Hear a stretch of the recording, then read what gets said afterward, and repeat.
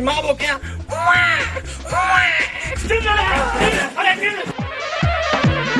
ताज मोते दांगी मले अते जापरी होता कजा मट भनी ना पिड़े ने जो लाउड में पड़ा यार ले इते जोर में तो गोली बिल्लो आ जा चंगो मसाला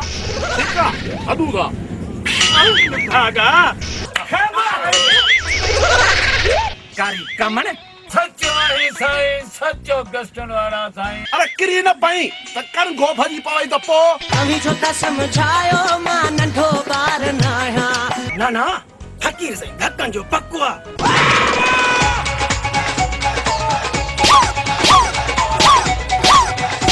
ए जान बचाने वाला दुश्मन ना इन थींदा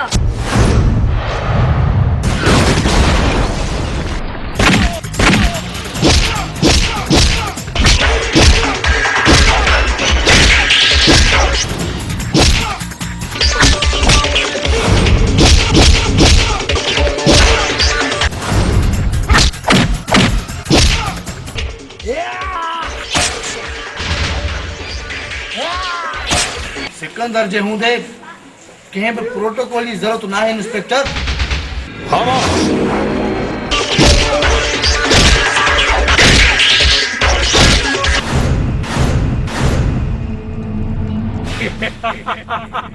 वरी फकीर लाइ जिन्नत जुलेबियूं ख़रीदा अथनि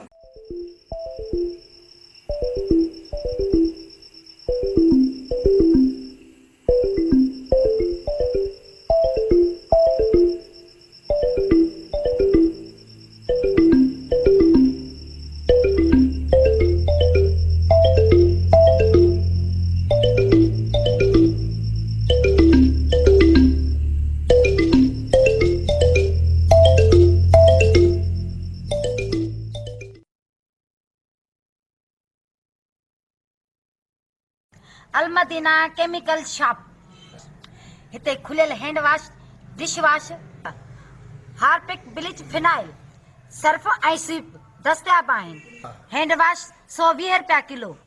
हार्पिक 140 रुपया किलो स्वीप 80 रुपया किलो फिनाइल हाई क्वालिटी जो 120 रुपया किलो फिनाइल नॉर्मल क्वालिटी 90 रुपया किलो शाहीन कपड़नि ऐं थावनि ऐं शीशनि खे साफ़ करण लाइ 80 रुपया किलो सर्फ गोल्डन 150 रुपया किलो सर्फ सिल्वर 120 रुपया किलो ब्लीच अछनि कपड़नि जा दाग साफ़ करण लाइ 80 रुपया किलो लेमन मिक्स थावनि साफ़ करण लाइ 120 रुपया किलो हफ्ते जे लाइ नंबर नोट करना 03138562 बात में चोर खाट नहीं विया थे क्या अरे वरी जाए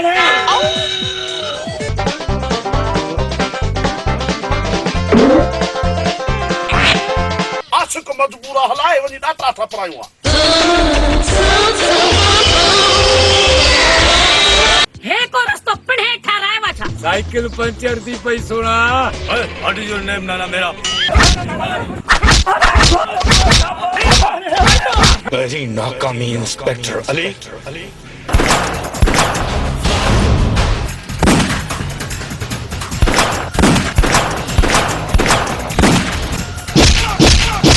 बी नाकामी मन कमू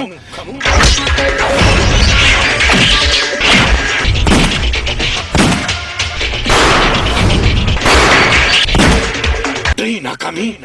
नंढड़े छोकरे जो बची विना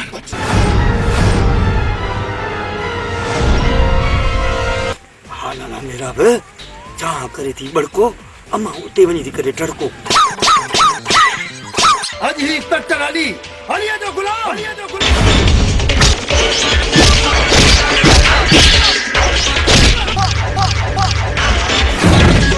मुश्किल तू मुझे हल कर दे मुश्किल कुशा अली अली